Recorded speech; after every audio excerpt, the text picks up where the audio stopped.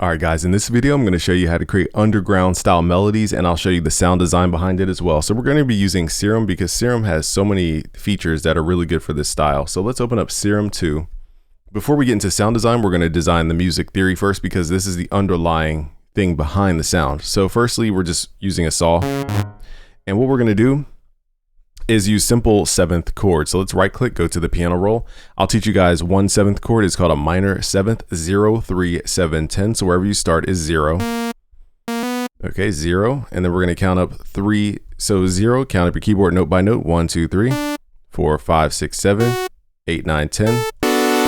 Now what we're going to do is take the 1st and the 5th and raise these up. Now before we do this, actually, let's take the tonic and pull that up 1 octave. And identify what's called the perfect 5th, which because we raised the tonic up an octave, it's going to be down 5 notes, but normally it's up 7 notes from the tonic. And we're going to raise these up an octave. So this makes it more of a melodic type sound here. Now from here, we can, do different melodic structures. Let me pull this down an octave, control down. We can go up 5 notes from this top note or even 7 notes. 1, 2, 3, 4, 5.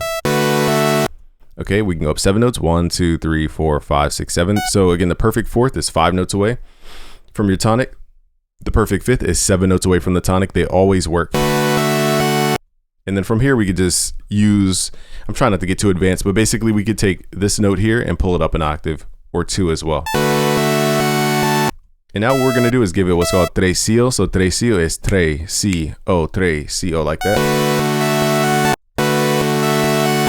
And that creates a bounce to your melody.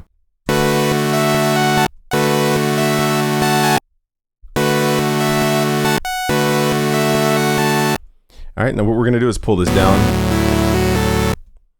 And from here, we took a lot of this voicing from the Slayer tutorial. So we're going to copy this over, hit shift to copy the whole thing over. We're just going to hit shift up twice to pull this up. It's called a whole step. Let's pull this up an octave. Now from here, we can kind of use our ear to go through these tones.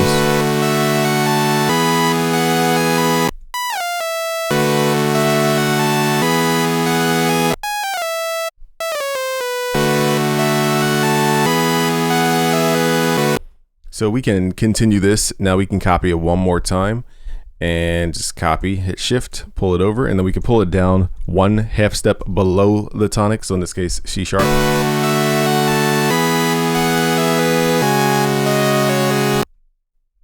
And then I'm just changing it up so it doesn't sound the same all the way through.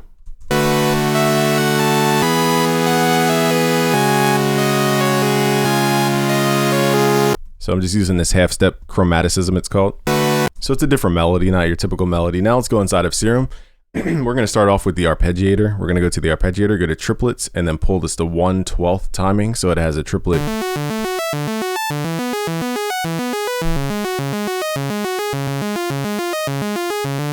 So now it has a more melodic approach. So now all we got to do is just design the sound. I'm not going to get too deep into sound design in terms of how you guys should voice your sounds, but basically we can create an envelope here. Under LFO1, if you guys want to learn sound design, look up Nest Acoustics. He's really, really good with Serum. Let's right click, modulate this by, let's do note on random. And we're basically going to make these curves change over time. So let's do note on random 1 and note on random 2. So this curvature will change, and then we're going to apply this to the cutoff filter, and it will create different dynamics. Let's add another oscillator, and then let's slightly detune this one. And then we could even drag this envelope over the range here. You guys can be creative here, but basically we're just detuning this. Let's go to the matrix. Let's make it bipolar, and then pull in the range to about 30 cents or less. So we have a moving detune, basically.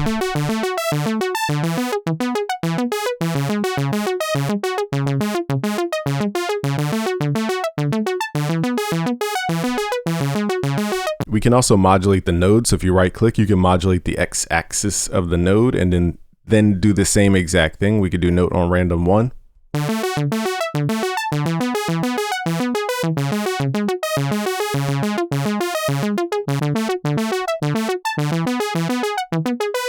Let's go to the matrix. Let's see. So for some reason this isn't triggering. I wonder why. Maybe because it's occupied. Let's do voice index instead. So see the starting time moving around? We could pull in the range. So basically we're having it set at 0 and below 0, which is just snapping it to an immediate transient, or just maxing out where the attack time is. We're just switching out the way it goes about cycling here. Let's do... Okay, so note on random, I guess it was just glitching. So now let's do note on random. Now it works. And then we can pull in our attack range. Add a little drive. Let's add a little multi-band compression. So instead of looking at the tan and the green part for the multi-band compression, I now look at the black part. So I used to look at like left and right. It was always confusing. Now I look at the little black dot in between as like an EQ slider.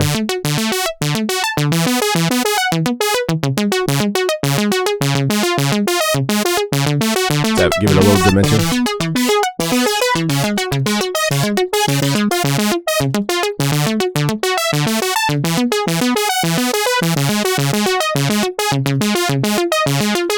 Let's also give this a little delay. We're going to delay from the filter. Click this M, go to bus 1, turn this up. Let's go to effects, bus 1, and then add our effects here like delay and reverb.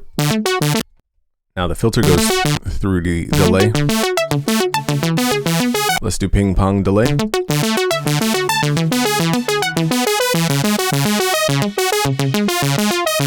Let's also add a little reverb.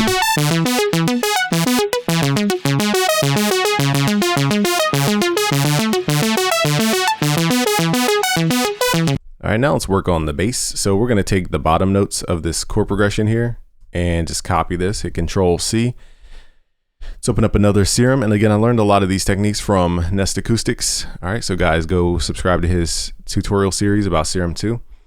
Here in Serum, we're going to start with init, and then his technique is to lower the fine tune down 10 cents and then go to the menu and resample that over to oscillator B. And then now we could use this as a wavetable instead of a static wave shape. So now we have all these frames to work with, and we could do the same concept with the envelope shaping the filter and the wavetable position. So we can drag this over wavetable position.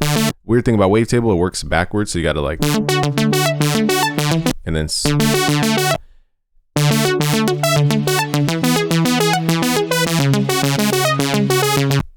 all right, so now the wavetable, we need to give it a speed. We're going to deal with that in a little bit, but for now, let's just right click and modulate these curves by the note on random. Let's do the same exact thing. Modulate source, note on random 2. And what else did he do? I forgot kind of his process, but basically we can do modulations and warp modes. So again, you guys can watch this full series. It's really good. So let's grab an LFO, drag it over the mirror.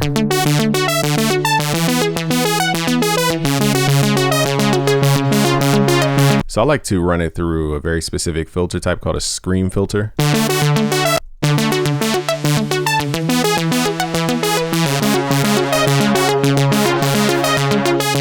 Let's give this an envelope. Let's slow down this speed here. Let's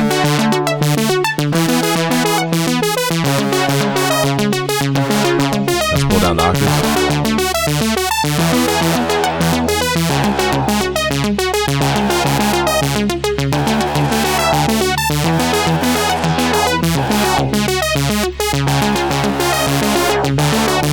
Now I'm just using my own style here.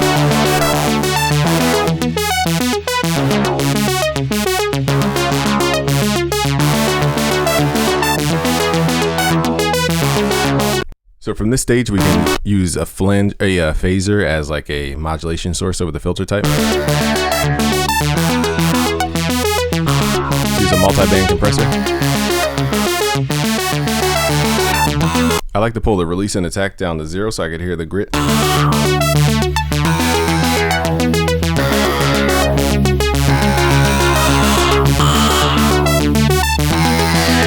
And then also we can add a filter type before all this processing. And we could use these special filters in here for additional harmonic structuring. So I could use a formant, for example.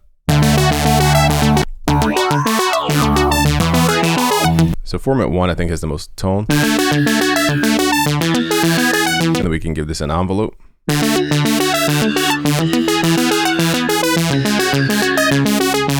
Retune some of these.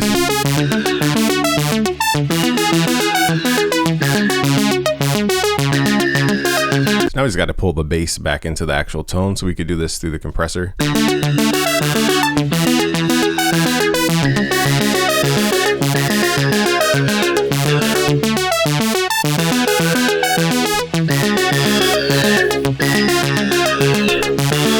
EQ it back in. We're going to EQ it back in because of the format filter. We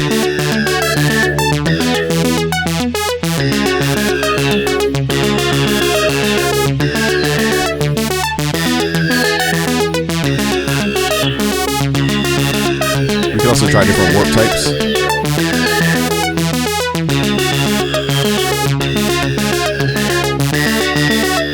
So we're going to slow down the modulation.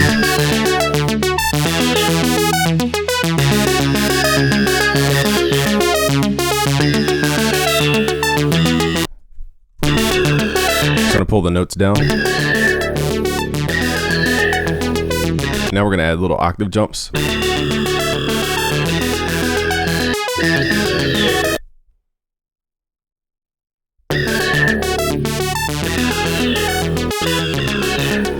we're also gonna add what's called monophonic mode and legato mode.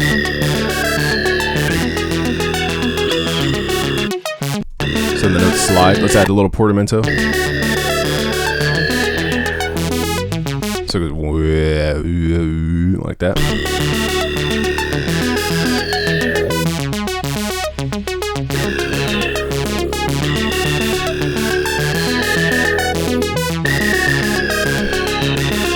And now let's deal with the panning of the arpeggiator. Let's right click the pan. Let's go to mod source, note on alternative. So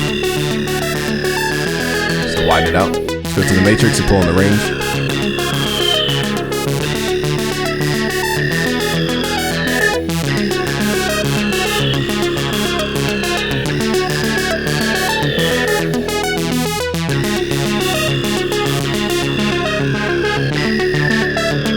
So let's say I want to modulate the modulation. So let's figure out what's controlling the filter. So LFO1, let's have that controlled by LFO2. Yes, 2. So basically LFO2 will move this range, this blue range. And then let's have it on free mode. So we'll get like muffled and then open back up like that. So if you guys look closely, you can see the range is small and then it goes big.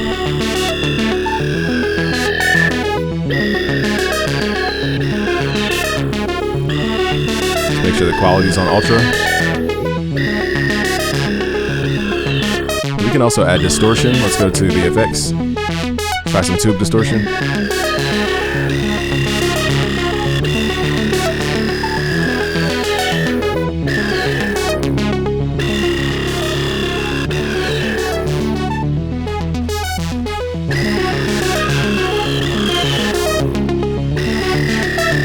All right, now let's complete the melody here.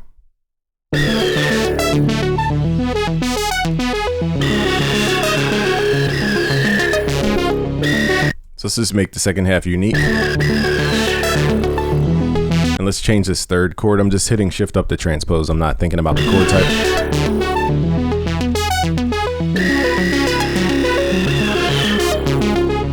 So what we're going to do with the bass is go in and find that bass and make sure it's the same bottom note, which is F sharp.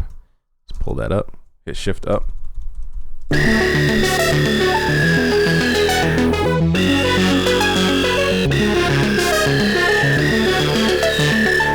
Right, so now this is about shaping that bass tone.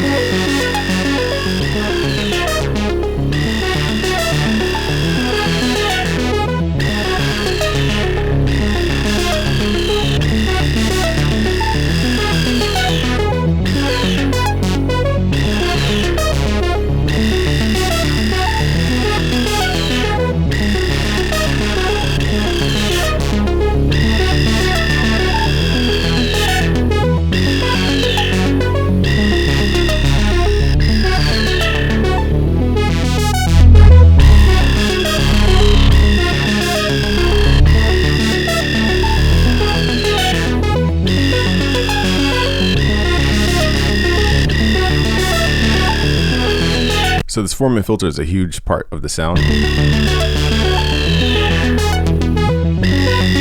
One more thing I like to do is go to LFO. Let's go to LFO 4 just in case I'm using 3. Put it on sample and hold, and then mess with the octave here. And just pull the range to like, let's go to the matrix, pull it unipolar, and change the range to 2 octaves.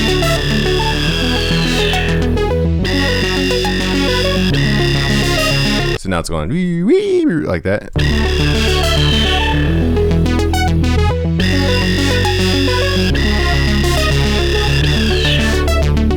I wonder what this sounds like if we do this to the main oscillator here. So the same thing.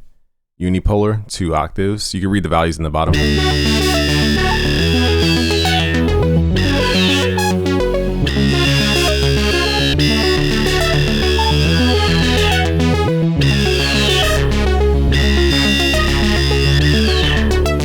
I like the sound. Let's just pull it to +1.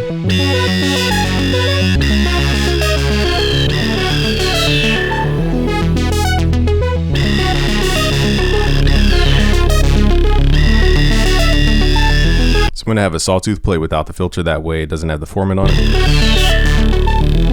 So this is that like rattly sound. Let me show you guys what it sounds like. So it gets all the compression, but it doesn't get that formant filter.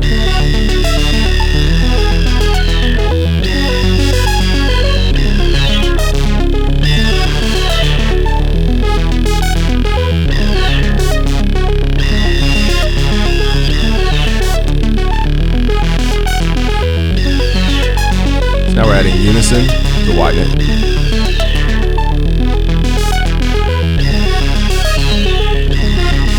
It's a very unique bass sound there.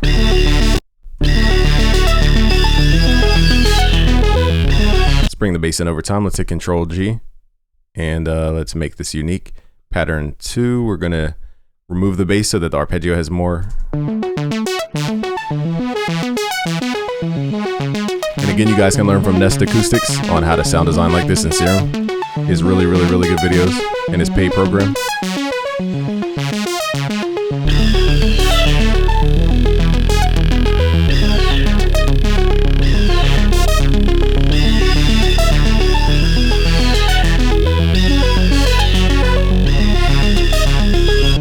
Alright, now on top of all this, once you guys like mix the beat and everything, you can run it through either Fruity Wave Shaper or your favorite, you know, just the basic soft clip or whatever you guys use.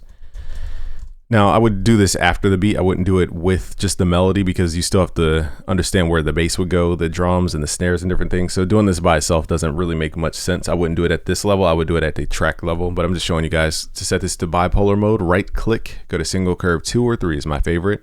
Turn this up. We're going to put it on 4 times oversampling and turn on high quality mode. Turn on center mode. That way it gets rid of any DC offset. Then we're going to mix the mix level, blend the mix level. Now another kind of tool is Shaperbox. I'm slowly getting used to Shaperbox. I don't use it a lot, but it does have a nice sound. I used this in the Ableton video and it came out really dope. Where is it at? Shaper, SH. Where's Shaperbox? For some reason I don't see it on this list. So let me search the plugins. If I don't find it, I'm gonna have to pause the video for you guys. So Shaperbox. I know I'm not crazy. Shaperbox. Okay. I guess I used it in Ableton, not FL. Okay, that's why. So Shaperbox, and this is version 3. I like the pitch settings, the pitch presets. So if we go to preset, go to the purple one, which is the pitch, and then let's go down here to pitch in time and just use some of these presets here.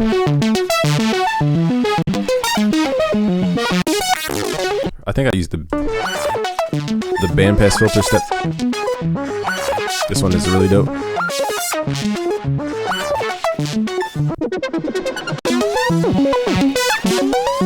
This one's dope. Okay, so it sounds dope on the melodic one, the arpeggiator, not the bass. So let's do that. Let's add it just on the melody, the arpeggiator. So this adds more randomness. We can even automate this actually. So let's right click, create an automation clip, and then let's pull it off and then on for the second half. So it's a change up.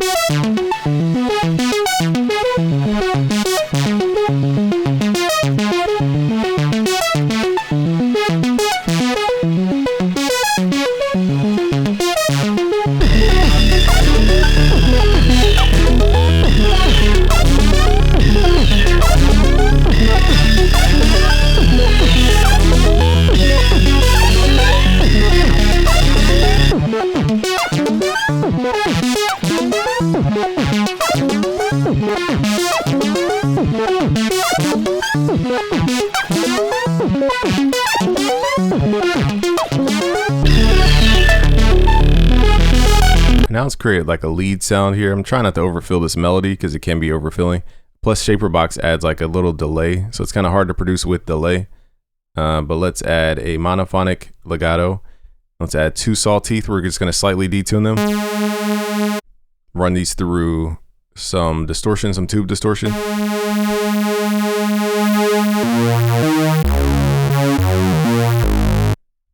And that gives it a sound. And then we can also run it through multi-band compression to shape the tone. Let's do that. Multi-band, turn this up, turn release down, attack down just to get the initial tone.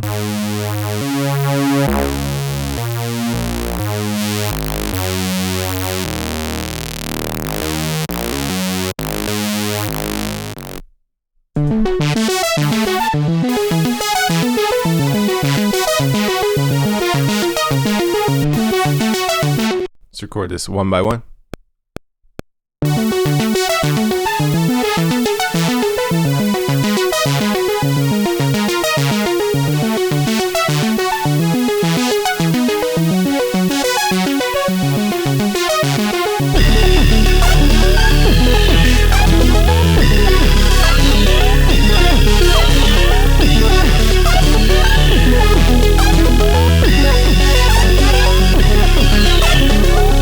So there's a couple notes we can fix.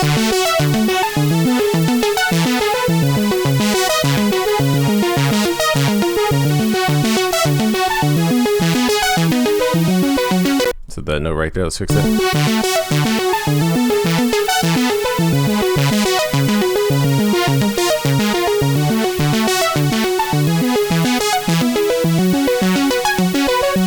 Right here, my ear wants to hear some kind of half step chromaticism. So let's go down the half step, shift down.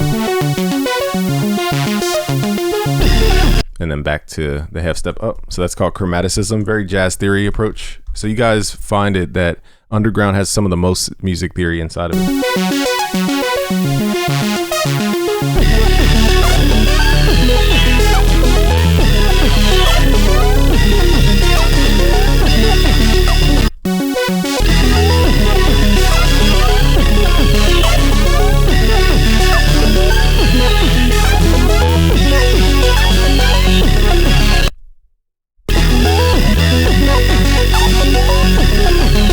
We're gonna go down the half step.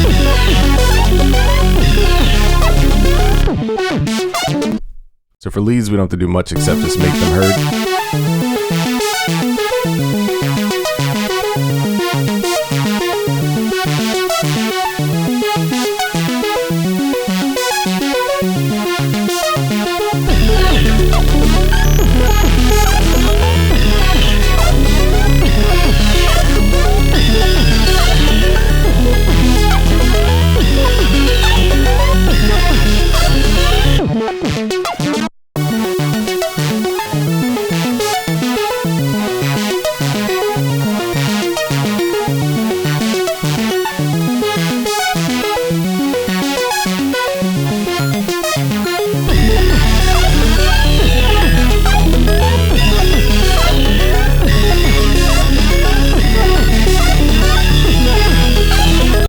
Changing this to a pulse wave, a square wave, just so we could hear it, and I'm arpeggiating the octave of the pulse wave with a pulse wave.